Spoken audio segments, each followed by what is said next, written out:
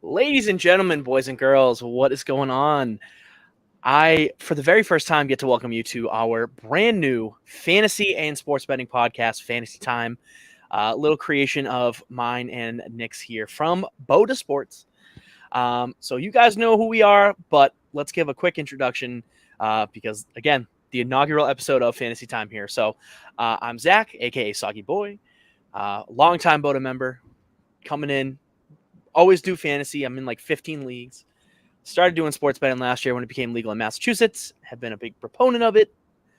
Always love it. Didn't understand it at first. Now I can confidently tell you what's what. Nick, what's going on? What's going on, Zach? Ready to start the show up, man? Yeah, I'm super excited to be introducing the BOTA faithful to more fantasy specific and sports betting content. We go over football and give our football analysis all the time.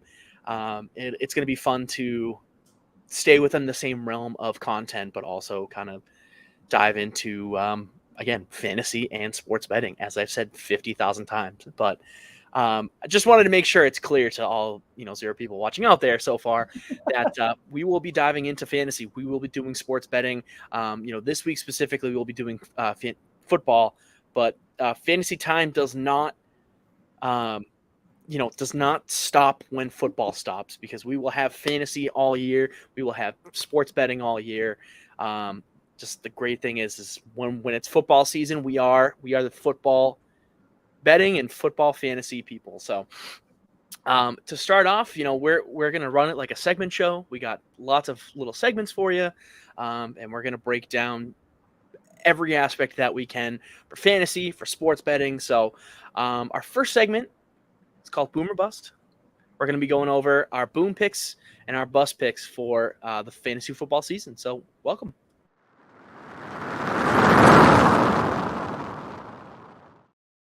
All right, well, boom or bust. So obviously, fantasy season is about to start tomorrow. We have the Chiefs and the Lions playing each other.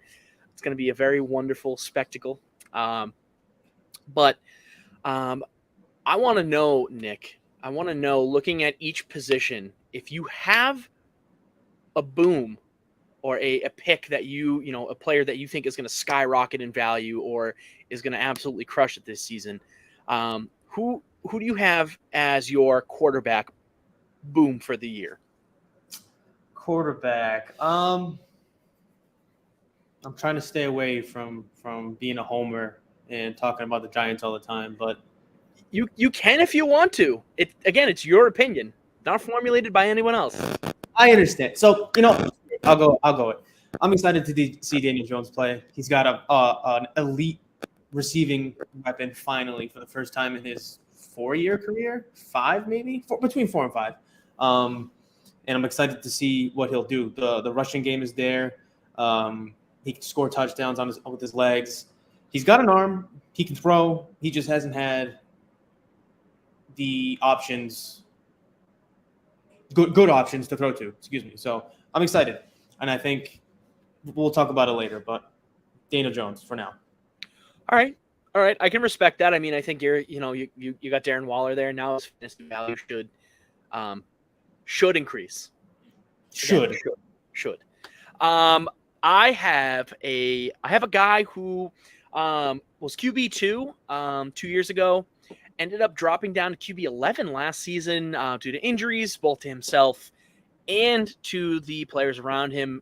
My guy, Justin Herbert, he is getting a bona fide dog in Quentin Johnston, and that should mitigate any injuries that happen to either Mike Williams, Keenan Allen, or the both of them.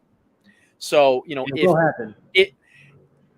statistics stand for themselves. As long as you got one of those three guys, Justin Herbert's going to be fine if he can stay on the field. When he was healthy and his weapons were healthy, he was QB2. So, he is going to shoot right back up into that top 5 quarterback conversation for fantasy-wise. And I could even see him arguably being QB1. Absolutely. If Travis Kelce's injury is worse than we think. So, all right, let's go to running back. We'll snake it over to me. I have been high on this guy since he was drafted. I will continue to be high on him and his fantasy production. It's Jahmyr Gibbs. He guaranteed 1,000-yard rushing season and 500 yards receiving. Damn. I love the confidence. He guaranteed it. I love the confidence. I think he's going to crush both of those marks. I think we're looking at like a 1,200, 700 season on there with like at least 10 touchdowns total. Okay. Yeah, he's going to be a monster. He's going to be a monster. If it was just him, I could see where, you get that production, but you also have David Montgomery, so they're going to be putting the ball in both of their hands monumentally more than they ever did with DeAndre Swift. So it's gonna be a 50-50 split for week one anyway. Things going forward. It should, but he is the bona fide number one back on that team. He is the receiving back. He's gonna garner a lot of looks. And that team's already said that they're going to use him in ways that people aren't thinking. So Jahmyr Gibbs is my fantasy boom this year.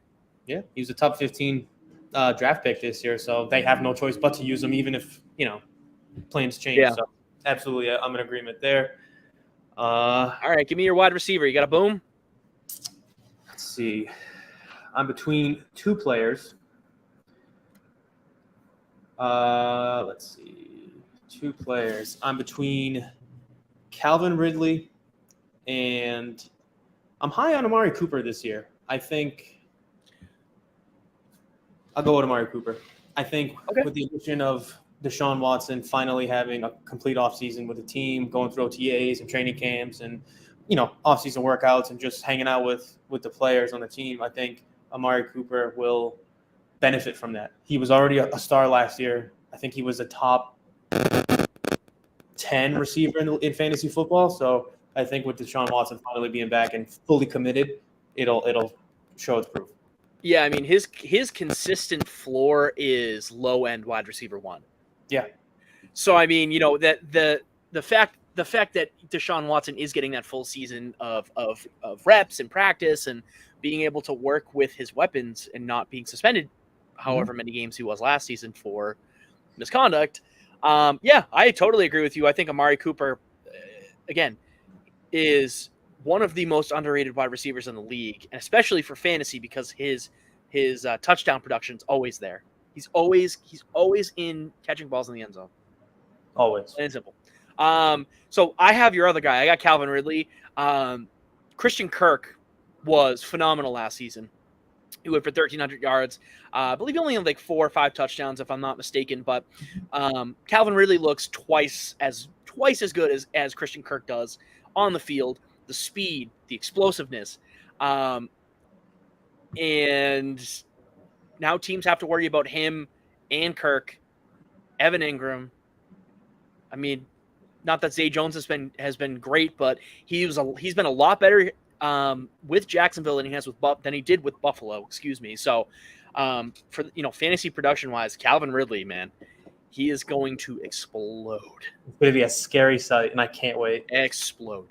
So let's do our last position here. We'll go tight end, and I will start off. Pat Freiermuth. I have greased the wheels on this guy.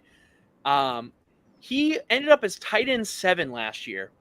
Tight end 7, and only caught 2 touchdowns. Wow. 2 touchdowns. The Steelers' red zone production was god awful last year. Deontay Johnson.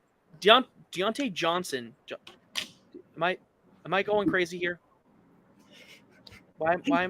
What's happening? Deontay Johnson, right? Deontay Johnson. Yeah, you're good. Yeah, my God. Deontay Johnson for the Steelers. He didn't have a touchdown pass either, but his receptions and his yards were there. Mm-hmm. I think another year in the system for Kenny Pickett. Red zone production is going to go up. All of his weapons are going to feed off of that. But he had 93 targets last season. He had around 53 catches for 700 or 800 yards. Mm-hmm. I think that that's his floor. That is his floor. He is going to have a much better season. And you have guys like, David Njoku, Dallas Goedert that are getting drafted over him. And they don't have have the same type of production, and their red zone targets are not. Their production isn't the same as Pat Frymuth, and they're being drafted over him. So, but tight end 7 last year with 2 touchdowns. So he's going to finish as a top 5 this year. I'm taking him in every draft. He is for sure. He should, especially again, like with Kenny Pickett getting another year under his belt. So, all right, well, we have our booms. Let's go to our busts. We have extra time on this segment because are only doing 2 fantasy segments at the beginning of the year. So let's talk about our busts for the year. So we'll start at QB. I can't necessarily say that I foresee a QB bust. I feel as though QBs had a down year last year for fantasy wise. I feel like, the year before that, even 2 years ago, there were multiple QBs that threw 40 touchdowns, 45 touchdowns. This past year we had one, and it was Patrick Mahomes. So, I think we'll see a bit of a bounce back in fantasy by QBs in general. As far as fantasy production and what I thought was going to happen, and pretty much already is a bust, is Will Levis. I really thought he was going to come in and fight for that starting job over Ryan Tannehill. And I thought he was going to be a significant contributor to fantasy teams out there. Honestly, halfway through the year, and it just does not look like that's going to happen at all. So I have Will Levis as my bust. I know it's kind of a cop-out because he's not going to play, but even a week ago, not even a week ago, even a month ago when he was still struggling, I thought there would be some way that he could win the starting job over Ryan Tannehill. And the fact that he can't that says volumes. Yep. That says a lot. So I don't necessarily have I guess I have a bust, but I think the quarterback for the Commanders, Sam Howell, there's a lot of hype behind him right now. But in my experience of watching the NFC East and just watching football in general, you never trust a Washington quarterback, ever. So fair enough. All right. Well, Sam Howell, that's your bust for the year. All right. Well, we will stay with you. Let's go to wide receiver here. Who is your wide receiver bust fantasy-wise this season? Oh, man.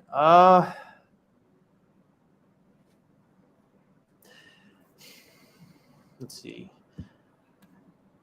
My overall choice is, I don't consider A.J. Brown a bust, but okay. I don't think he's going to perform like he did last year. I think with the addition of DeAndre Swift and Rashad Penny and the rest of that offense, especially I think Dallas Goedert was hurt towards the end of last year, and he came back and wasn't really right in the offense. So I think with the post-injury Goedert and the addition of the running backs, it's going to hinder his fantasy value. I think he's going to go for 1,000 yards. I think he's going to have between 6 and 8 touchdowns, but it's not going to be anything crazy like a Stephon Diggs or Jamar Chase or stuff like that.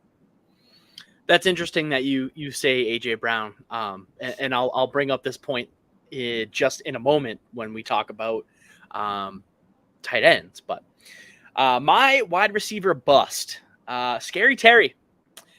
Health has been an issue for the last couple of years, not only of him but his quarterbacks. I don't trust his production this year, especially with Jahan Dotson creeping up on him for that number 1 role. I can see Jahan Dotson overtaking Scary Terry for number 1.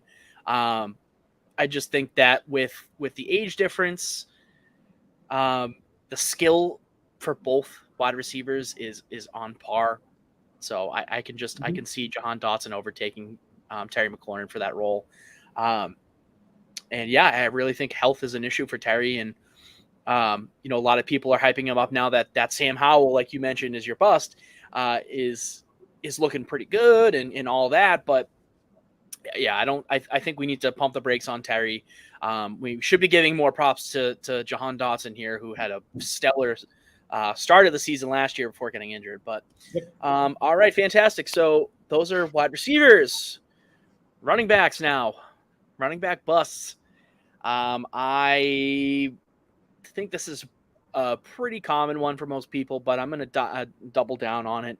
Brees Hall, coming off an ACL injury and having to compete with time and touches with Dalvin Cook in an already crowded backfield and already crowded offense. Brees Hall is definitely going to take a major hit from his production last season. Most people, 3 days before Dalvin Cook signed with the team, expected him to go for 1,500 yards and have receptions and all that. Now, that is not what's going to happen. Look at how Aaron Jones and AJ Dillon were used in similar fashion.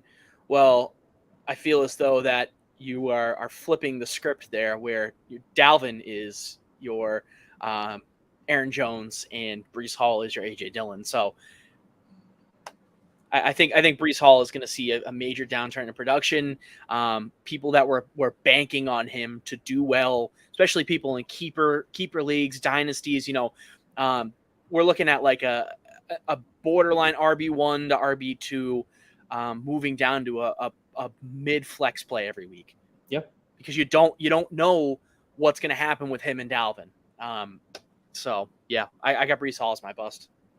Yeah, I have a different one, but I agree with everything you said.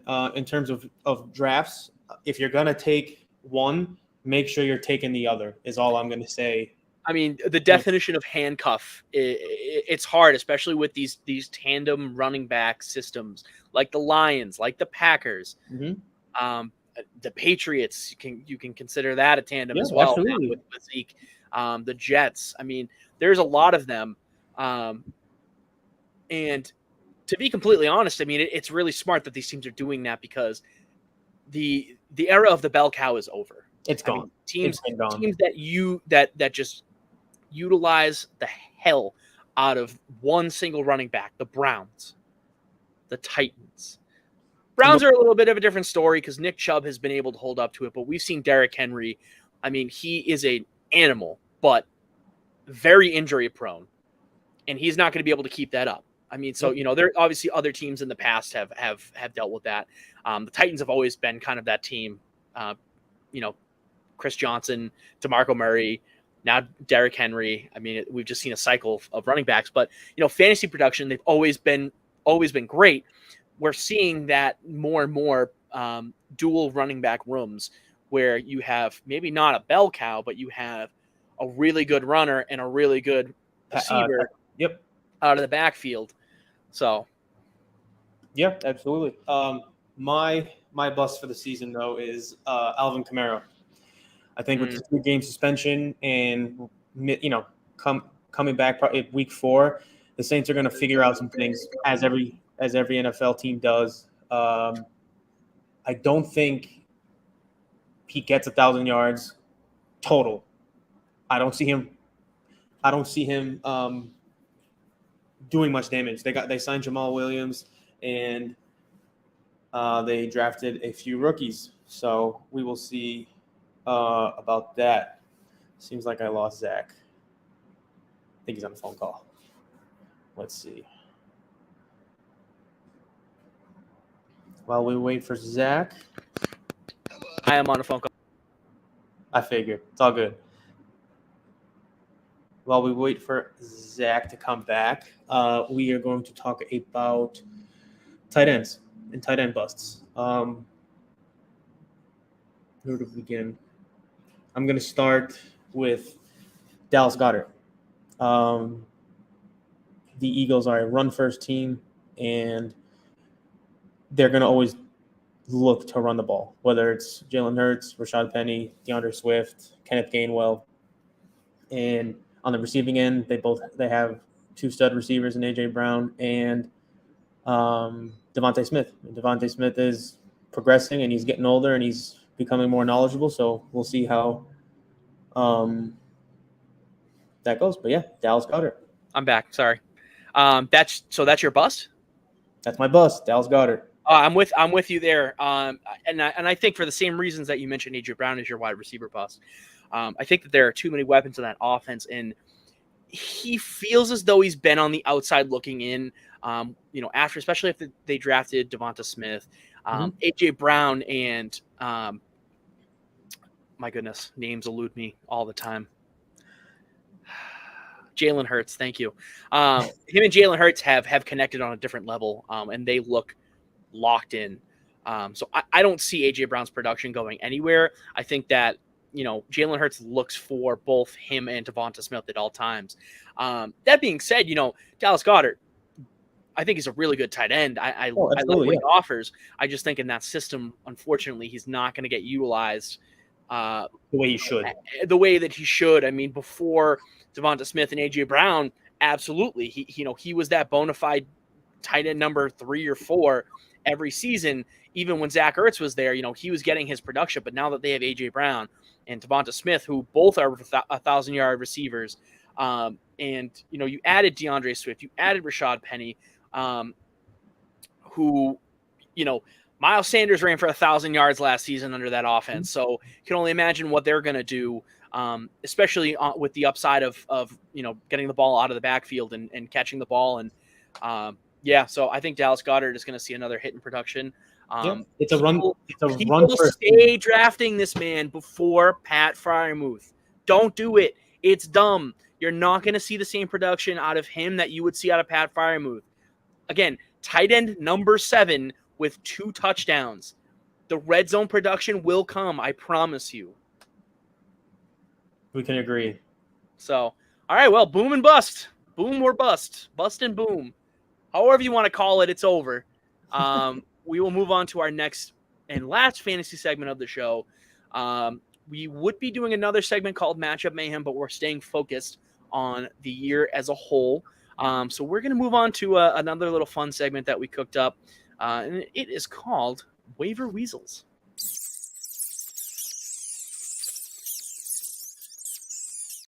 I hope I didn't trigger any people with rat phobias with that noise, but if I did, fuck you.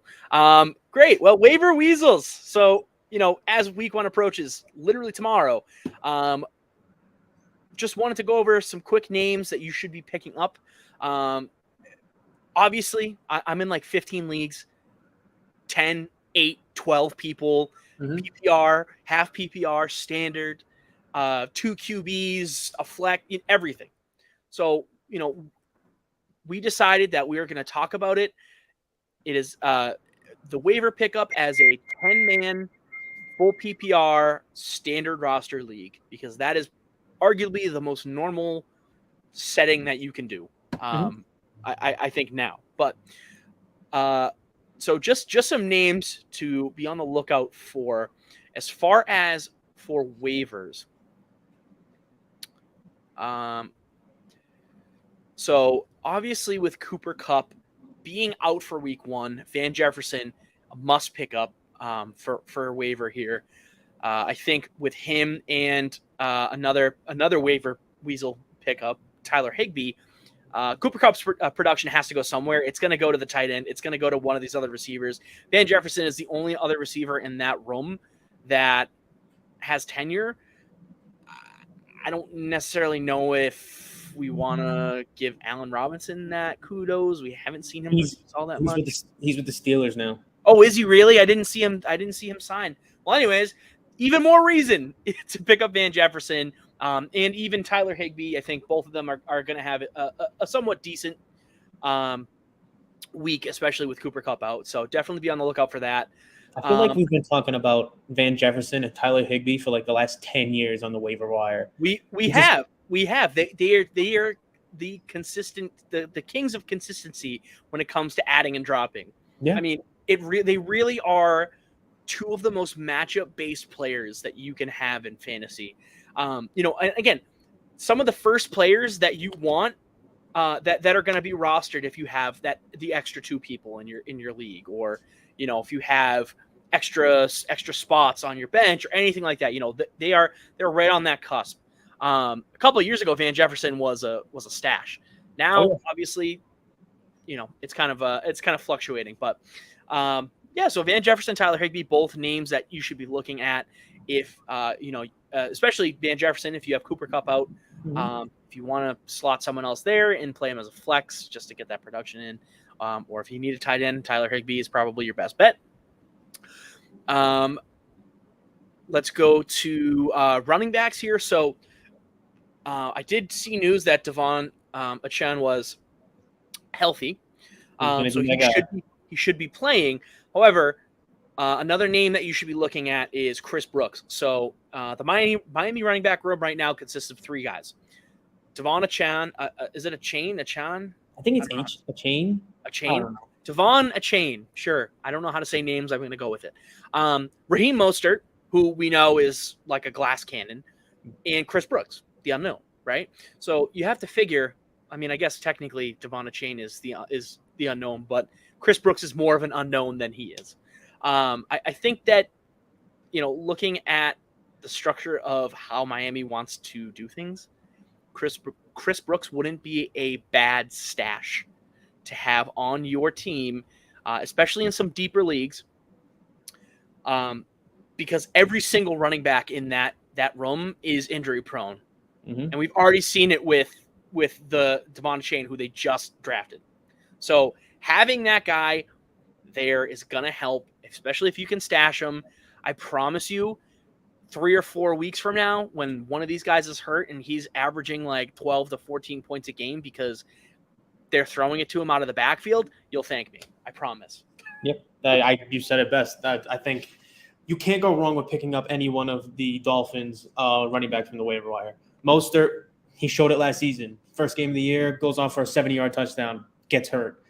Next guy up. So if you have any one of those 3, go on the waiver wire, take them if you can, and stash them and wait for opportunity.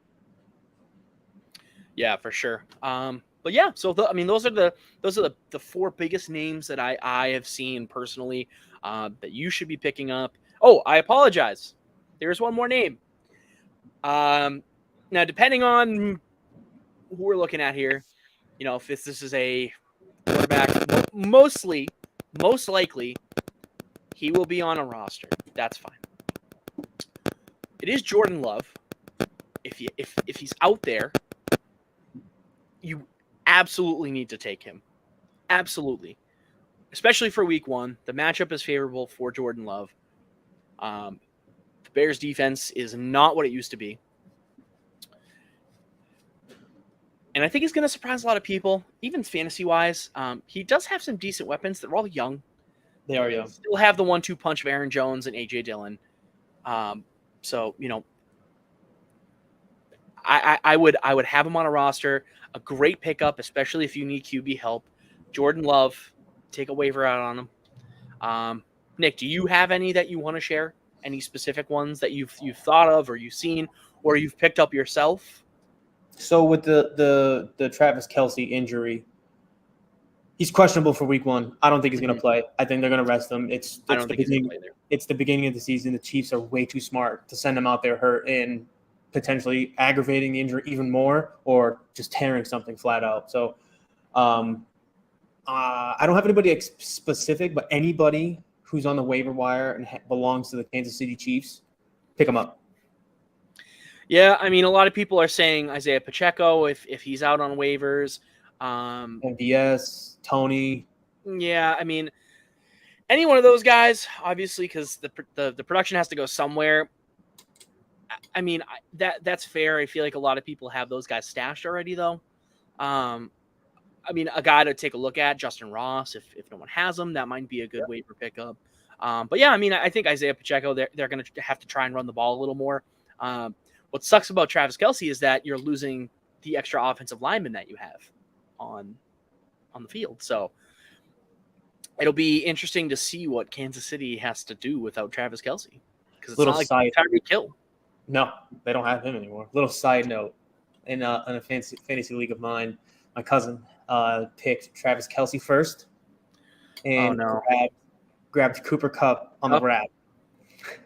Week 1, and he's already tilting. Oh, that's tough. That's tough. Yeah, I saw. It was funny that you mentioned that. I saw a post someone had got Travis Kelce On the turn, got Cooper Kupp.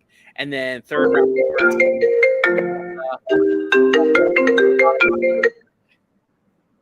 Sorry about that. No, it's fine. So their first 3 picks aren't even going to be playing week 1. So that's hilarious. Well, that is all of our fantasy advice for you this time around, but we will have more next week. So let's transition over to our sports betting side, because I got lots of opinions for you. Mostly wrong, I'm sure, but I got them. So we will start here with our sports betting with a little segment called Locked and Loaded. It's our locks of the week.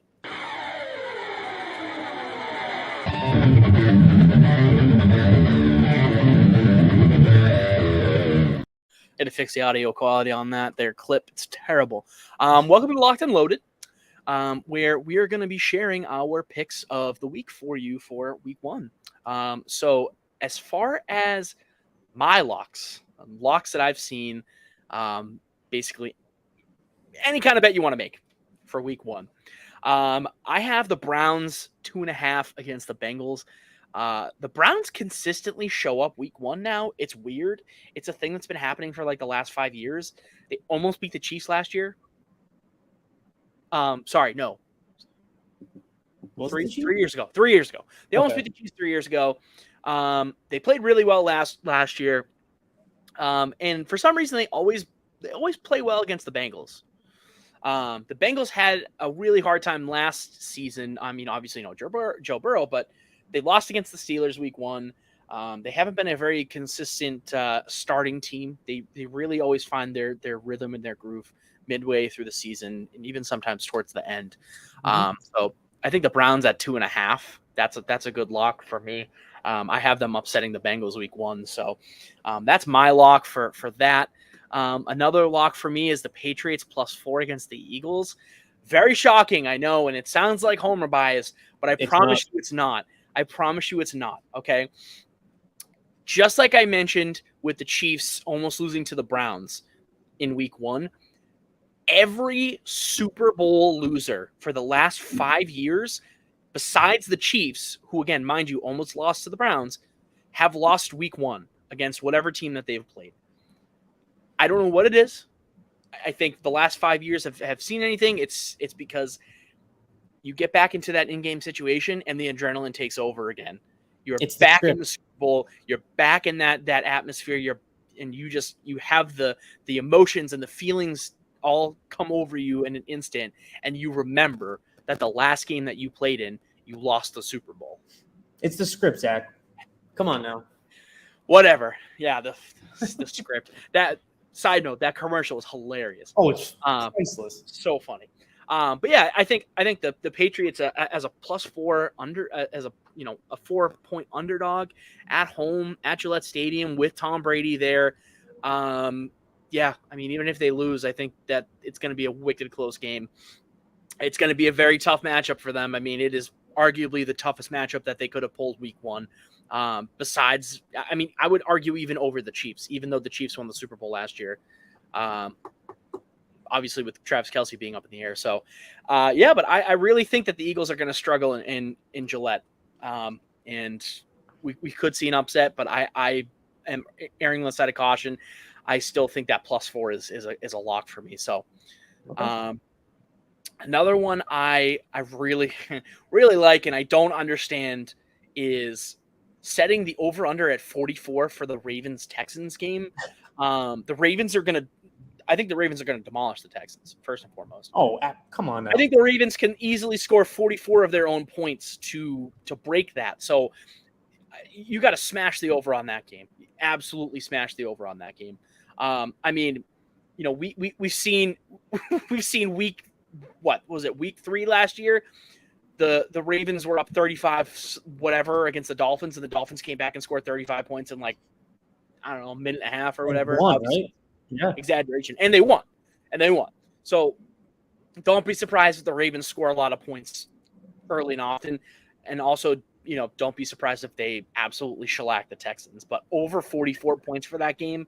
I mean, there are some other games that the over-under is higher, and neither team has an offense as potent as what the Ravens should have. So Yeah, and then I got my last one here.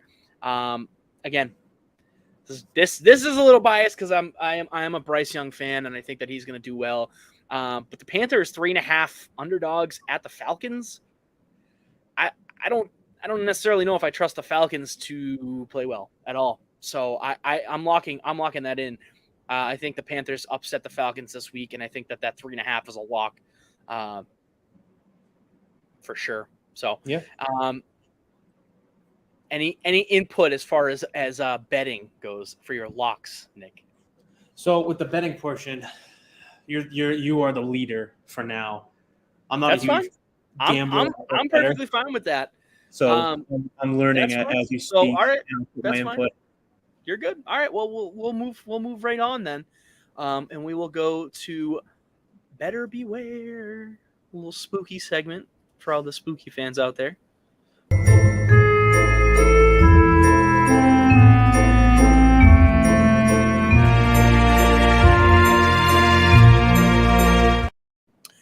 All right. Well, welcome to Better Beware. This is the segment where we tell you to stay the fuck away from some things, and it's great. So, so definitely don't go near the Chiefs-Lions game. There are too many variables. Travis Kelce may or may not play. The Lions could actually be really good and upset the Chiefs. It is the first game of the season. It is the banner raising night. There's so many things happening with this game that I think you need to stay away from it.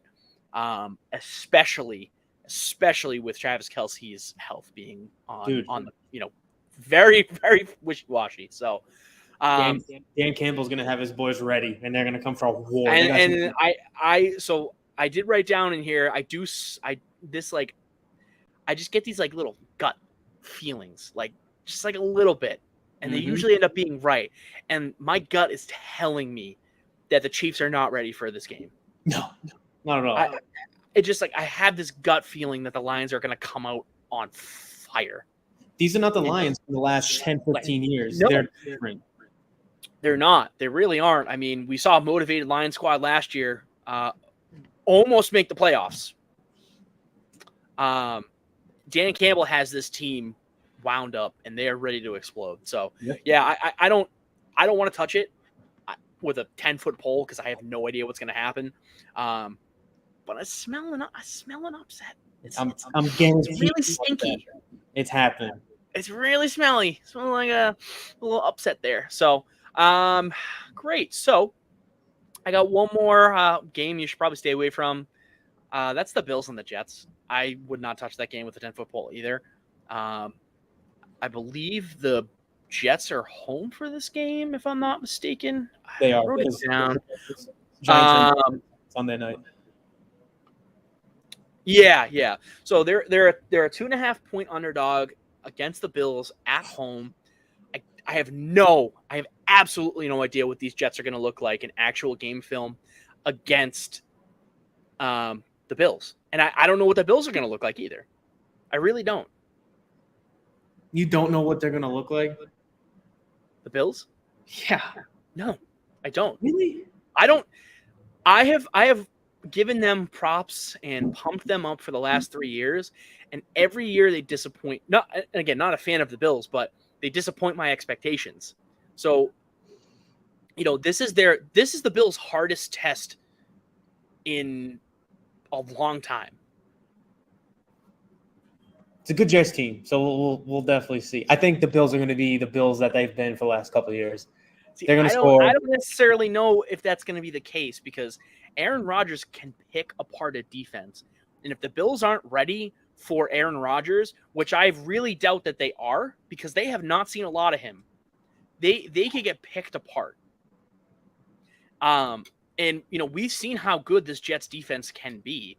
And they have players that are ready and able to follow Josh Allen around the field. So I can see this being an, I guess, quote unquote upset. But in my mind, I see the Jets and the Bills on the same level where the Jets have risen and the Bills have also fallen down into the same threshold. The Bills are not the same team they were 2 years ago. They're not the same team that played one of the best games of all time against the Chiefs 2 years ago in the AFC champion. Or actually, was that last year? The AFC championship. 2 years ago. 2 years ago. 2 years ago in the AFC championship. So yeah, they're not the same team. They are far and away. They're losing. I think they've lost a step. And there's always that underlying turmoil between the Bills and Stephon Diggs. That he says that it's not there, which is completely there and 100% true. So, I think it's funny he says that, but it's apparent on field. And after every time that they've lost in the divisional round or the conference championship to a team that may or may not. No, both. I guess all those times they lost to the better team specifically. Mm-hmm. So, yeah, I don't know. I don't know what the Bills are going to be this season. I still think they're going to be good, but I really think that this is anyone's division. Oh yeah. Well, I don't even think New England's going to be a bad team. They're not going to have a bad record. They're not. But as far as team metrics, they are the clear cut not favorite to win this division. I think the Jets and the Bills are my co-favorites, especially because of the kind of caliber that Aaron Rodgers quarterback is. But Miami could shock everyone and win this division, especially with all of the talent that they have on that team. You don't necessarily need a stellar quarterback to do well. I mean, we've seen it with San Francisco. I mean, especially with Tyreek Hill. Right, with Tyreek Hill, Jalen Waddle, that defense is loaded. They have 2 all-pro corners. Oh, yeah. Most people write off Xavier Howard, but we need to stop doing that. He's nasty. Top tier in the league. Yeah, he is a top tier second choice quarter. All right, well, those are all the games that you should stay away from. Bills and Jets, I wouldn't touch. Personally, and I think Chiefs and Lions is the easy one. First game of the season, banner raise. It's not for you. Don't touch it. I hope it's a 40-40 game just to pump up week 1 even farther. I mean, we're all hoping that it's a barn burner. Yeah. But, that would be great.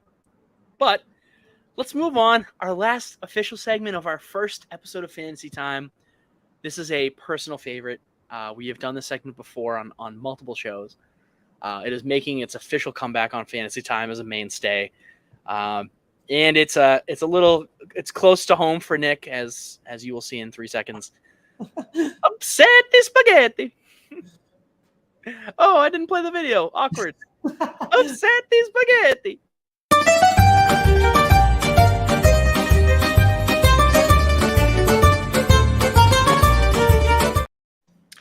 Welcome to Upset the Spaghetti. I'm going to do that voice every single time, and I hope I offend every single Italian person ever. No, I'm kidding. I don't want that. All right. Upsets for week 1. I know we've mentioned some throughout, but this is our official capacity to talk about them. I really like the Lions over the Chiefs. I'm salivating for this to happen. I want it. I want it to happen so bad because 1, fuck the Chiefs. 2, I think everyone's a Lions fan week 1. Oh yeah. I can't say anyone besides maybe Chiefs fans that don't want to see the Lions do well. And I'm sure even some Chiefs fans want to see the Lions play well, but just lose.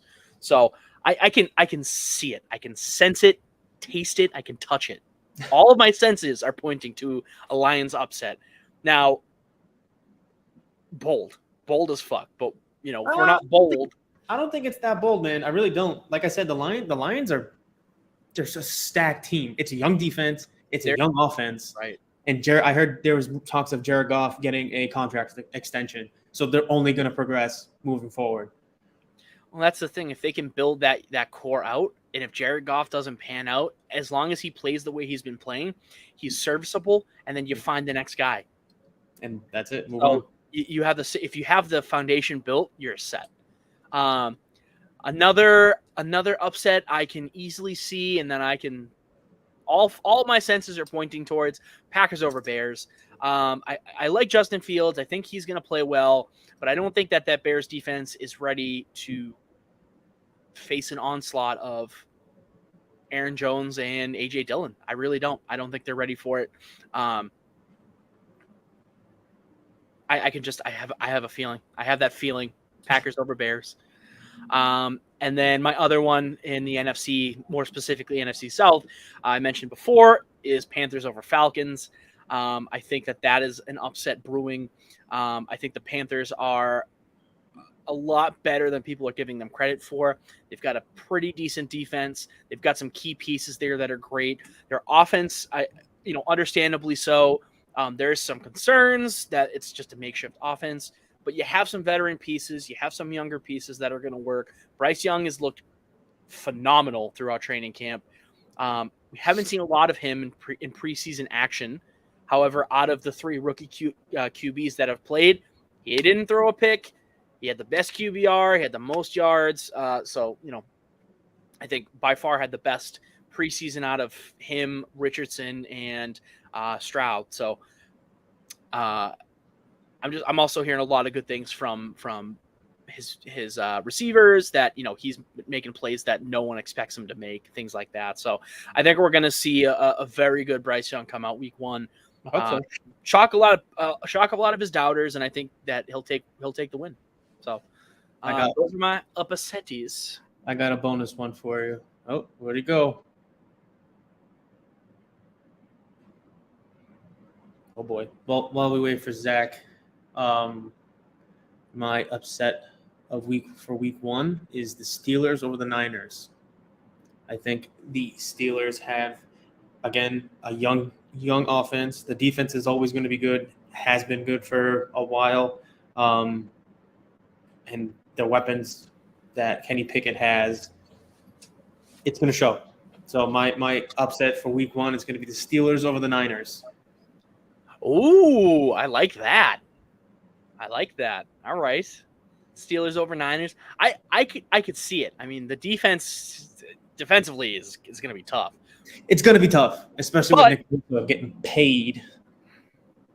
Well, yeah, extra motivation. But yeah, I mean, I think that I like that pick, honestly. It's not a bad pick.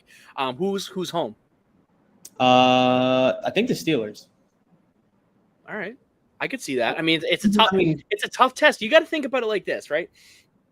Which offense is going to have more production against the opposing player's defense? And I know that sounds like no shit, Zach. That's how the game works. But in all seriousness, the Niners defense is arguably one of the best in the league. I'd put it top 5. The Steelers have arguably a top 5 defense as well, especially with TJ Watt. I mean, Nick Bosa and TJ Watt are interchangeable as far as defensive player of the year candidate every year. So which offense has more tools to get the job done? And you're right. I think it's the Steelers. I mean, I don't trust Brock Purdy to go out there and deliver a big win. I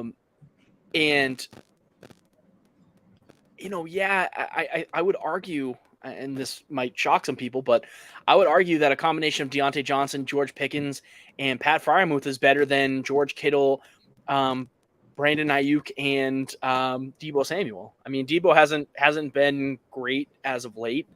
Obviously, George Kittle is better than Pat Freiermuth, but I like Brandon Ayuk. Don't get me wrong. I think George Pickens is going to be a monster, and Deontay Johnson is consistent as all be. So, I can see it. It's in the writing. So, all right. Well, you got any other upsetties for me, or are you done? No more upsetties? I don't think so. I think the rest of the schedule for the first week, it's pretty explanatory. Sometimes they're just sometimes there aren't any juicy games that you're like, yeah, I think that's going to be an upset. Really, the issue too is upset is such a general term. The Panthers over the Falcons, is that really an upset? No, not really. But in terms of betting odds and things like that, technically speaking, it is an upset. But, Steelers over Niners, I think that one, you could argue that's a pretty good upset. And Lions over Chiefs, I mean, the Super Bowl winner. Upset, regardless of numbers or whatever, I think is an upset. So, great. Okay. No more upsets? No more upsets. Well, fantastic. fantastic, because that means we are at the end of our show. Thank you guys so much for tuning in to Fantasy Time. We will have more fantasy content, more fantasy-related content every week for you here at Fantasy Time. I'm trying to think, how do I want to sign out the show? We didn't It's discuss different now. that. It is. It's different because, fantasy and also time merged into one. So, well, this has been Fantasy Time, guys. Thank you so much for watching. We'll work on it. Yeah. You guys know where to find BOTA Sports, but Fantasy Time itself, you can find us on Facebook, on Instagram, on X, on Threads. We are all under BOTA Sports. We are one. I think if you want, what we can do is have Fantasy Time branded content put out through BOTA. Yep. If you want to do that, we can do that. So if we have fantasy we want to put out there, if we have takes, all that kind of stuff, we put it out there. I'm rambling. Like I mentioned, you guys know where to find all of our BOTA stuff. We are everywhere. Spotify, Apple Podcasts, Google Podcasts, YouTube. It's where you're listening to us right now. And if by some miracle you are listening to us through thin air or radio frequency, because you can pick that up, find us on one of those platforms. For Sir I'm going the wrong way. For Sir Nicholas, I'm Zach, Soggy Boy. Stay soggy. Enjoy week 1, everybody. Enjoy football. It is back. Also, don't touch the Chiefs or the Lions game. Don't do it. It's bad. Don't do it.